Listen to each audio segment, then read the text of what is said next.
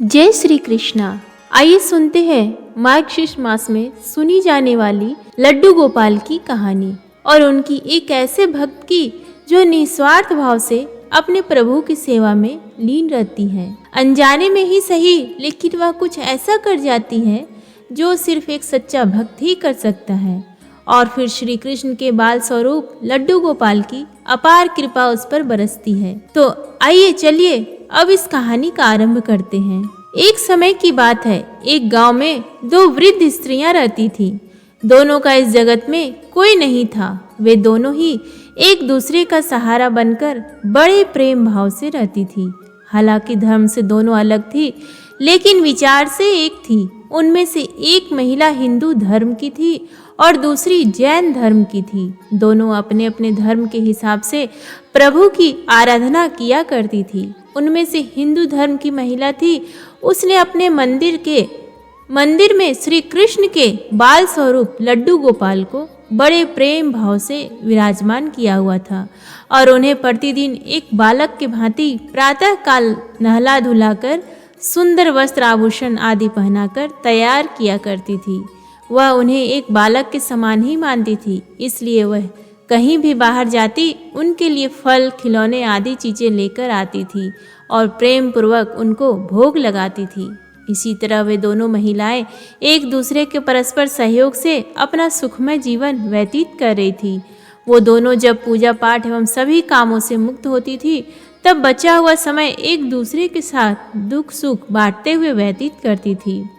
कुछ समय बीतने के बाद श्रावण मास में हिंदू महिला को तीर्थ यात्रा पर जाने का अवसर मिला। तब उसने अपनी अति प्रिय उस जैन धर्म की महिला से भी चलने के लिए कहा। चूंकि वृद्धावस्था अधिक होने के कारण वह चलने फिरने में थोड़ी सी असमर्थ थी, इसलिए उसने जाने से मना कर दिया और कहा कि मुझे चलने फिरने में परेशानी होगी, इसी कारण तुम्हें भी तीर्थ यात्रा में विघ्न रहेगा। तब तो हिंदू महिला उदास मन से तीर्थ यात्रा पर अकेले ही जाने के लिए तैयार हो गई और जाते वक्त उसने उस जैन महिला से कहा, सखी मैं 1 माह के लिए तीर्थ यात्रा पर जा रही हूँ।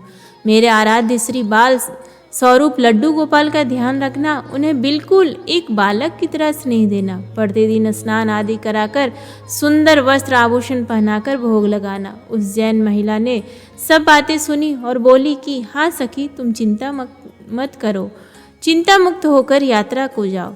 मैं तुम्हारे लड्डू गोपाल का भली भांति ध्यान रखूंगी।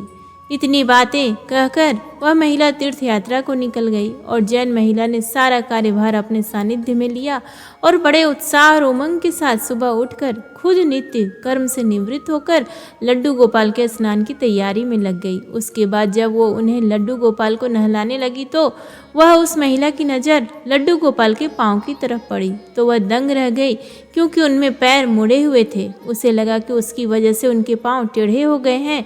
इसका मुख्य कारण ये था कि उस महिला ने जब भी उन्हें लड्डू गोपाल को देखा था, वस्त्रों एवं आभूषणों से सुसज्जित देखा था।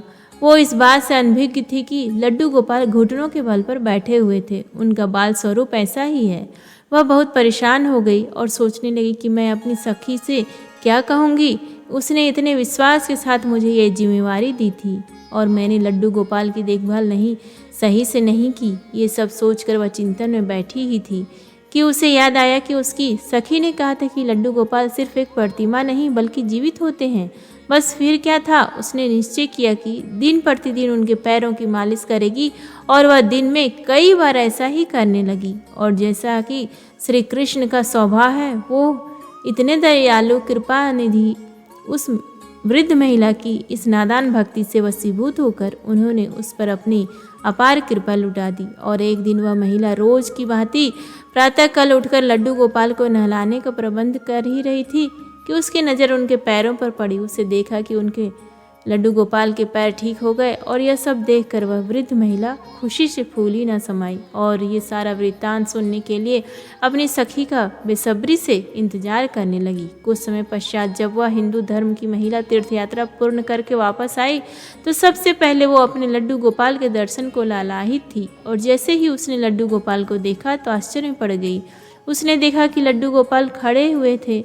उसने सोचा कि शायद ये उसके लड्डू गोपाल नहीं है और अपनी सखी के पास जाकर ये पूछा तब उस जैन धर्म की महिला ने सारा वृत्तांत उसे सुनाया। उसकी बातें सुनकर हिंदू महिला समझ गई कि ये सारा खेल उस मुरलीधर कृष्ण कन्हैया का है और दौड़ी दौड़ी लड्डू गोपाल के पास पहुंची और उनके चरणों में गिरकर बोली, हे मेरे कन्हैया, हे मुरलीधर, आपकी दया की कोई प्रकाष्ठा नहीं है, आपकी कृपा का कोई शानी नहीं है। और फिर उस जैन महिला ने बोली कि हे सखी, तू धन्य है, तुझ पर श्री कृष्ण की ऐसी कृपा हुई है जो कोई कभी सोच भी नहीं सकता। तुझे नहीं पता कि हमारे लड्डू गोपाल के पांव तो ऐसे थे ही नहीं, क्योंकि उनका ये बाल स्वरूप बैठी हुई मुद्रा में है, लेकिन तेरी भक्ति ने उनके इस स्वरूप को बदल दिया, उनके पैर सीधे कर दिए। बोलो वृंदावन बिहारी लाल की जय, राधा रानी सरकार की जय। धन्यवाद।